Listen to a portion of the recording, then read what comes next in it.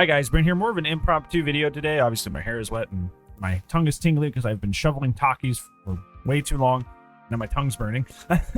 But yeah, something came to my attention. Not something serious, but just kind of something I came to understand and realize. Because I was streaming yesterday. I was playing a little bit of Killer on stream. And I was in a talk with one of my great viewers, good old Zeus Argo. And he was talking about how, like, a lot of people on Twitter seem to claim that the reason that most killers run incredibly oppressive builds is because they claim, at least on DBD Twitter they do, on DBD Twitter they claim that they have to, like they're forced to, otherwise they're not getting consistent results in Dead by Daylight. So the only way they're able to, fight the things like, hyperfocus, prove toolboxes and stuff that they continue to run into in their matches is to always run the best possible meta build in order to make things happen.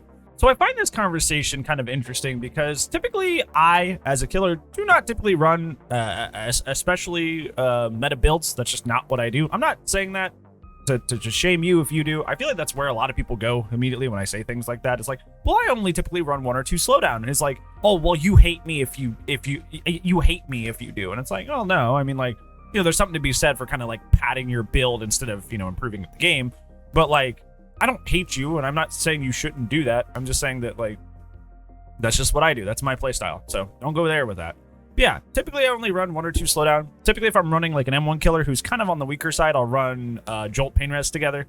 But if I'm running an M2 killer, like Huntress, for example, I'll usually only run 1, which will either be Deadlock or Pain Res, respectively. It just kind of depends on the character and their base kit. Depends on which one of the 2 of those I run. But that's typically what I run. I'll run Pain Res or Deadlock on an M2 killer, and on M1 killer, I'll run Jolt and Pain Res because typically the M1 killers are the weaker killers in the game. So that's kind of like what I run in terms of build. Usually my other 2 perks are just like Info or Agitation because I love Agitation. Agi is like, Agi and Enduring, homie. Like, nice quality of life perks that I enjoy a lot. So I usually have Agi or Enduring on like most of my builds, like one or the other, because nice quality of life perks. And then like Barbecue or something, some sort of info perk to tie it all together. So that's kind of like the build composition that I like trying. You see that up here in the B-roll all the time. It's what you usually see in my builds. So yeah, that's the way I play, which is clearly not like what would be considered a hard meta sort of build. Because typically if you're running a hard meta build, you're running at least 3 slowdown, maybe 1 info perk, and ideally 4. So I just wanted to take a look at my stats and kind of like break this down, because I looked at not only that day's stats, but I looked at the stats of some other random days that I had played as killer to look at my win rate and see, like, do I need to actually run more slowdown or run more meta perks in order to get more consistent results? What are my consistent results right now playing in a way that is not egregiously meta? I want to preface this that, like I said, this is across M1 and M2 killers, so I'm playing basically the whole roster. You guys have been by stream, you know that. I play almost every character in the game besides like 5 of them.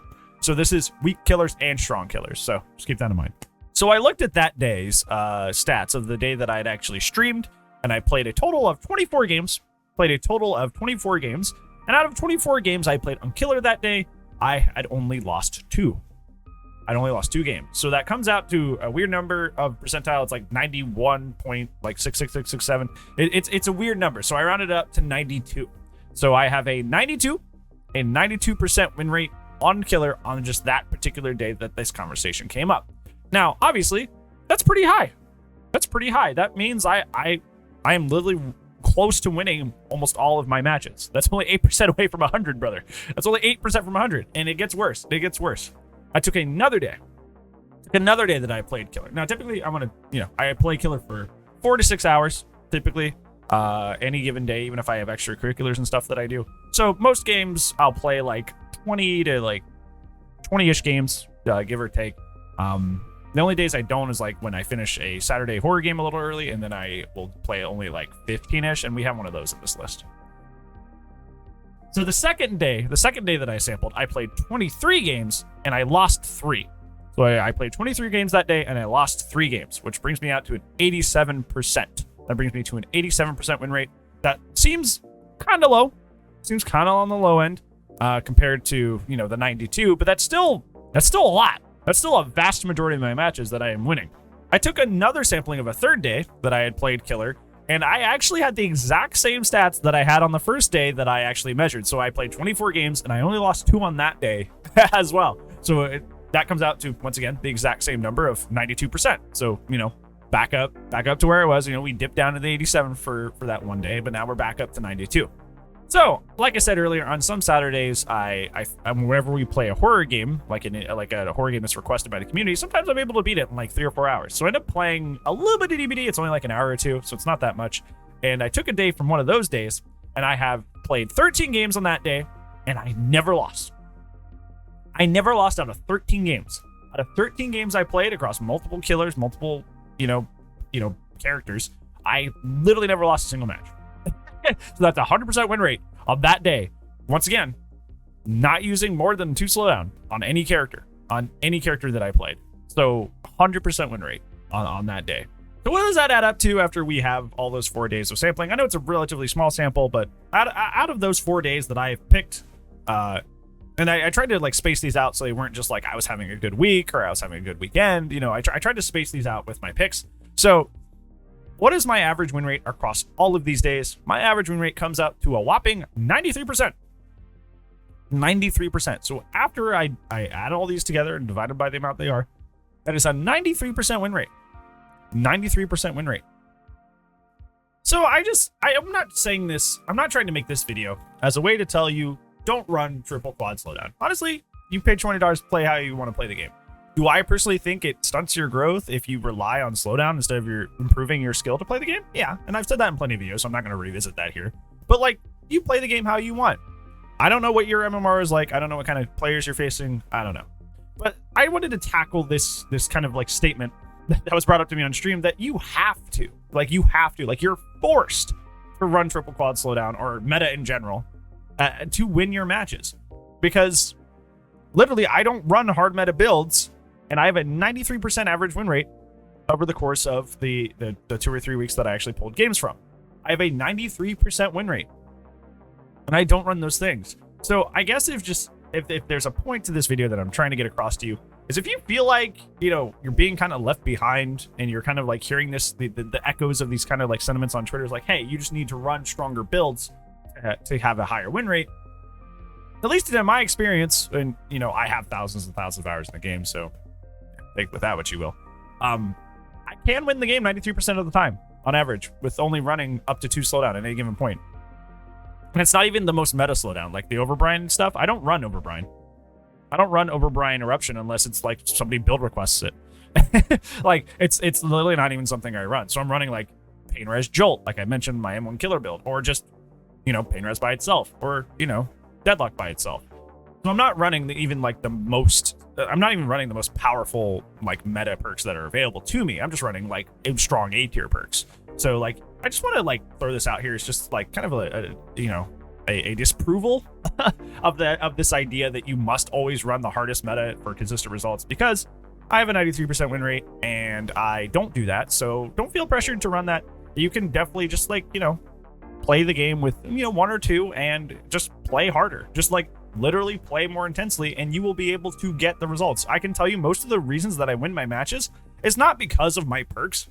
I win most of my matches because I am able to identify when the match is going south. I think that's one of the biggest tools that, like, one of the biggest strengths I have as a player is I can identify when a match is going south. Because a lot of people, what ends up happening is they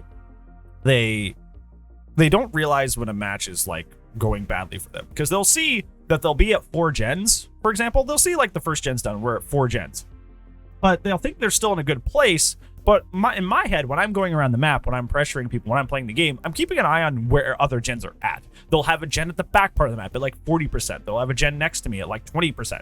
And I'm keeping track of that in my head. Like I'm like, okay, that gen is almost halfway. This gen is at 20% on this side of the map. And I'm keeping track of that in my head because, time in DBD is gen time. I say that almost every video.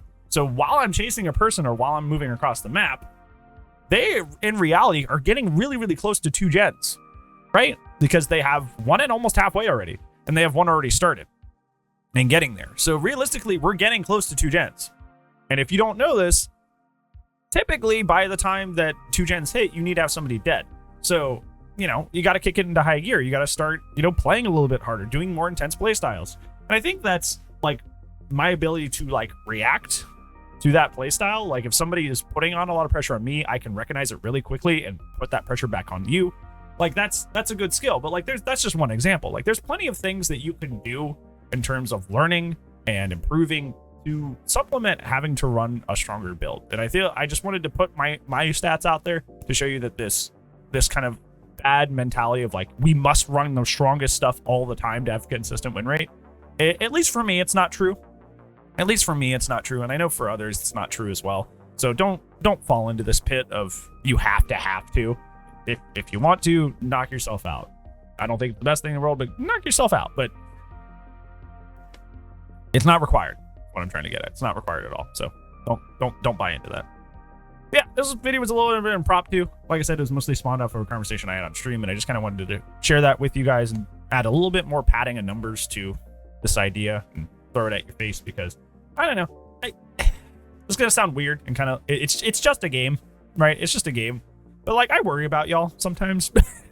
I worry about like the kind of like really monka off the wall stuff that I see thrown out there in YouTube videos, thrown out there in Twitter, and you know, obviously this being one of them is like you have to run the hardest meta all the time to win, and I just don't want you guys buying into that. So if I can protect you, if I can shield you from that idea set, I'll gladly do so. So yeah, I don't think there's anything else to say. I think that's pretty much it. Yeah, what do you guys think, I suppose? Do you guys think that you need to run the hardest meta to have a high win rate? Or do you think that, you know, you think more on my end where it's like, it's more about like, you know, actually understanding the game and you can adjust your playstyle as you need. And you can do a lot of things to supplant needing to have all these meta perks. Let me know down in the comments below. But other than that, that's it for today's video, friends. Thank you so much for watching. But, you know, I do upload daily. Unless you're new here, you should probably know that. It'd be weird if you've been here this long and you don't know that another upload's coming tomorrow. Yeah, I'm rambling now.